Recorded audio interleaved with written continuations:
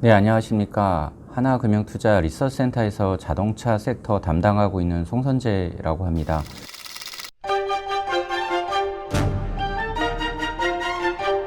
오늘은 그 현대자동차 그룹의 전기차 사업의 현황과 향후 전망에 대해서 알아보도록 하겠습니다.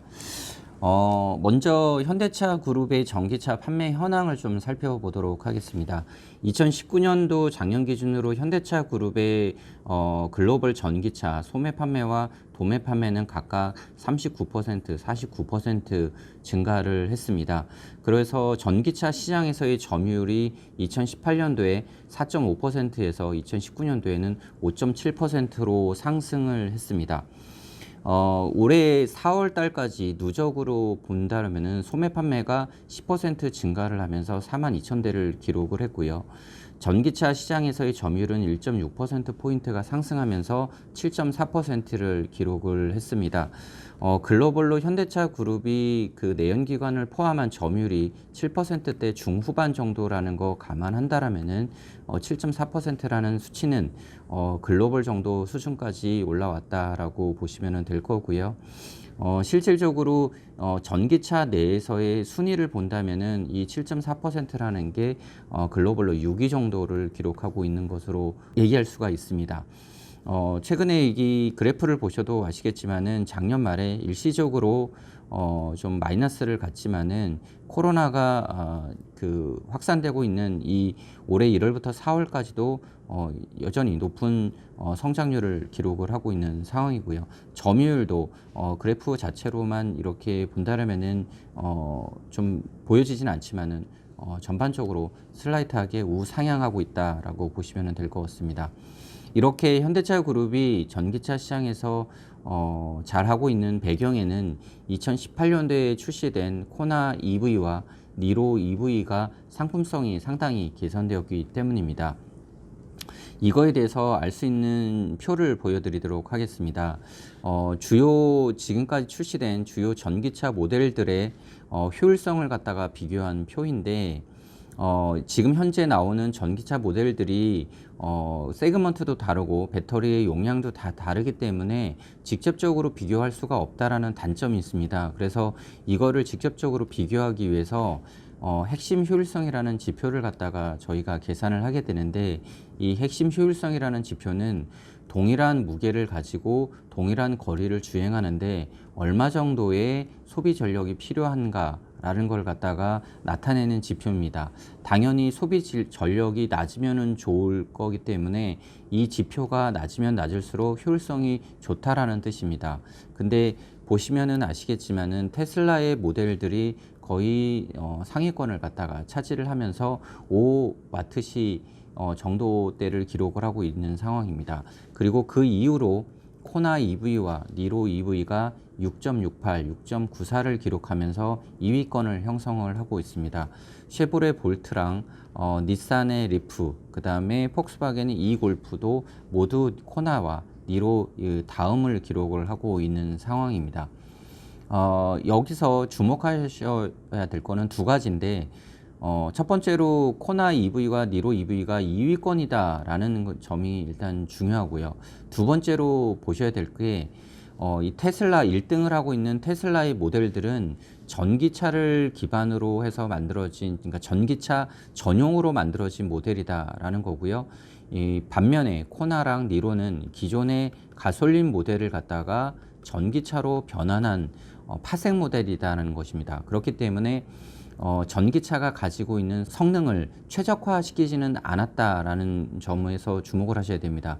최적화되지 않은 모델임에도 불구하고 이 정도로 효율성을 갖다가 좋게 만든다라는 것은 현대 기아가 전기차에서 상당한 기술력을 가지고 있다라는 걸 갖다가 그 증명하는 데이터다라고 할 수가 있습니다.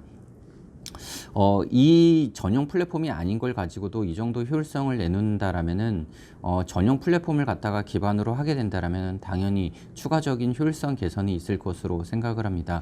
현대차 그룹이 내년부터 전용 플랫폼이라고 하는 전기차 전용 플랫폼인 eGMP라고 하는 이 전용 플랫폼을 기반으로 해서 당장 내년 상반기에 2개를 내놓을 예정이고요. 향후에 2025년도까지 44개로 늘릴 예정입니다. 그래서 친환경차 판매 목표가 연간 167만 대를 목표로 하고 있는 상황입니다. 이 EGMP에 대해서 좀 더 말씀을 드리도록 하겠습니다. 이 EGMP는 현대차 그룹이 개발하고 있는 전기차 전용 플랫폼입니다. 당장 내년 1분기에 현대차가 N이라고 하는 프로젝트 이름으로 산타페급의 CUV 전기차를 내놓을 예정이고요. 그 다음 분기에 기아자동차가 CV라고 하는 모델을 내놓을 예정입니다. 당연히 이런 모델들은 개발 단계부터 전기차의 특성에 맞춰져서 설계된 플랫폼이기 때문에 공간이라든가 성능 측면에서 상당히 기존 그 파생 모델보다 개선될 수밖에 없는 상황이고요. 당장 보셔도 일회 충전 거리가 기존의 코나 EV 같은 경우는 400km 초반인데 비해서 N이라고 하는 이 플랫폼 기반으로 만들어진 전용 모델은 500km 이상의 주행 거리를 갖다가 나올 것으로 예상이 되고 있습니다. 80%까지의 급속 충전 시간도 기존의 50분대에서 20분대로 단축될 것으로 알려져 있습니다. 단순하게 이렇게 성능이 개선되는 수준이 아니라 추가적으로 원가 구조도 상당히 개선될 것으로 생각을 합니다. 왜냐하면 개발 단계부터 전기차 전용으로 구상되기 때문에 부품이라든가 배치의 최적화가 가능할 거고요. 다수 모델에 적용될 플랫폼이기 때문에 당연히 부품의 발주도 대규모로 이루어질 수밖에 없습니다. 그러면은 대량 생산에 따른 가격 인하 효과도 발생을 할 것으로 생각을 합니다.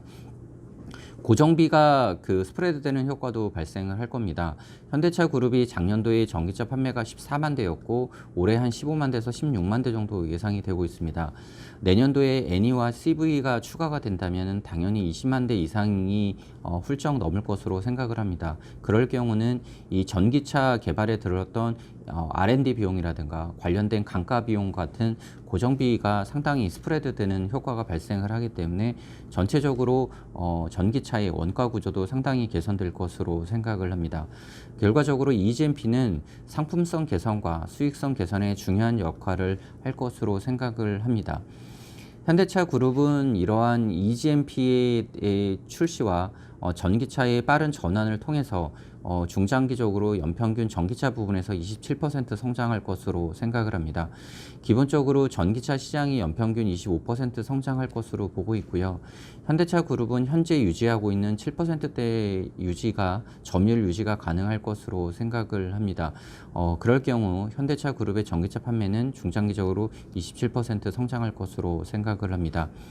말씀드린 것처럼 전기차로 빠르게 전환했다는 거, 그 다음에 EGMP로 그 전용 플랫폼을 통해서 상품성 개선이 된다는 거, 그리고 최근에 뭐 앱티브라든가 어라이벌, 카누 이런 회사들과 외부 제휴를 상당히 많이 강화를 하고 있기 때문에 단순하게 전기차뿐만 아니라 자율주행, 공유경제에 대한 복합적인 대응도 가능하다는 점도 현대차 그룹의 장점이다라고 보시면 될 것 같습니다. 마지막으로 폭스바겐과 GM, 도요타를 제외한 나머지 2위권 업체들, 예를 들면 뭐 피아트, 혼다, 푸조 이런 업체들은 전기차 전환 속도가 상대적으로 좀 늦다라는 것도 현대차 그룹이 현재 기회의 요인으로 작용하고 있습니다. 그래서 현대차 그룹의 전기차 판매는 작년에 14만 대, 올해 16만 대, 내년도에 20만 대 중반 이상으로 기록을 하고 2025년도 되면은 60만 대 이상을 기록할 것으로 생각을 합니다. 지금보다 한 4배 정도가 커지는 수준이고요. 이럴 경우 전체 판매에서 차지하는 비중도 2%대에서 8%에서 9%까지 올라갈 것으로 생각을 합니다. 이런 전기차 부분에서의 성장은 현대차 그룹의 재평가를 이끌 것으로 생각을 합니다. 글로벌 자동차 수요가 코로나 이후로 회복된다고 하더라도 내연기관 자동차의 파이는 계속 줄어들 수밖에 없고 이 전기차 부분이 성장하기 때문에 결국 전기차 부분에서의 대응력이 향후 주가의 핵심 변수일 수밖에 없는데 현대차 그룹은 계속 말씀드린 것처럼 이런 전기차 부분에서 상대적으로 선전을 하고 있다라는 거 감안한다라면은 향후 실적과 밸류에이션 측면에서 재평가될 여지가 충분하다라고 생각을 하고 있습니다. 그래서 저희는 현대차 그룹에 대해서 긍정적인 뷰를 유지하도록 하겠습니다. 네, 이상으로 현대차 그룹의 전기차 판매 현황과 향후 전망에 대해서 알아봤습니다. 시청해 주셔서 감사합니다.